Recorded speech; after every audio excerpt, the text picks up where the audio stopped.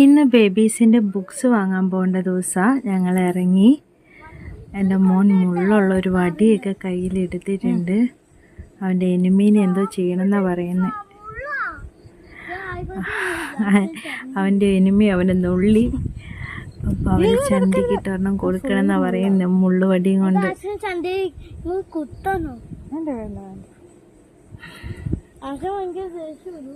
അത് ചെയ്യണ്ട കേട്ടോ, അത് ചെയ്യരുത്.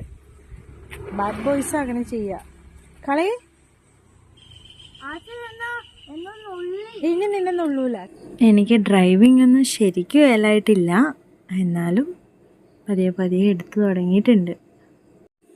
പിന്നെ എൻ്റെ കഷ്ടപ്പാടും എൻ്റെ ചുറ്റുമുള്ളവരുടെ കഷ്ടപ്പാടൊക്കെ ഒന്ന് മാറ്റാൻ വേണ്ടിയിട്ട് ഒരു ബിസിനസ് തുടങ്ങാൻ വേണ്ടിയിട്ട് പ്ലാനുണ്ട്. സക്സസ് ആവണേ എന്ന പ്രാർത്ഥന. അപ്പോൾ അതിന് വേണ്ട കുറച്ച് മെറ്റീരിയൽസൊക്കെ എടുക്കേണ്ടതുണ്ട്. അതിന് വേണ്ടിയും കൂടി ഇന്ന് പോകണം. ആദ്യം സ്കൂളിൽ പോയിട്ട് ബുക്സൊക്കെ വാങ്ങിയിട്ട് വന്നിട്ട് വേണം പോകാൻ വേണ്ടിയിട്ട്. സ്കൂളെത്തി ബുക്സൊക്കെ കളക്ട് ചെയ്യാണ്. കളക്ട് ചെയ്തിട്ട് ഇനി കടയിൽ പോയി കുറച്ച് സാധനങ്ങളൊക്കെ വാങ്ങി, മെറ്റീരിയൽസൊക്കെ വാങ്ങി ഞാൻ എൻ്റെ ബിസിനസ് സ്റ്റാർട്ട് ചെയ്യുമ്പോൾ പറയാം കേട്ടോ.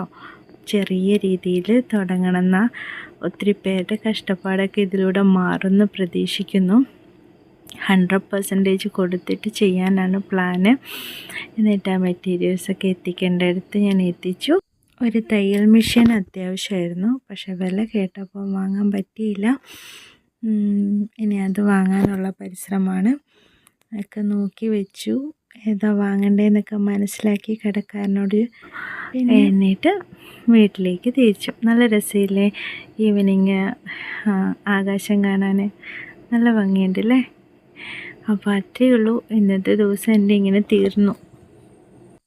വേറെ എന്താ വിശേഷം? എല്ലാവരും ഹാപ്പി ആയിട്ടിരിക്കും കേട്ടോ.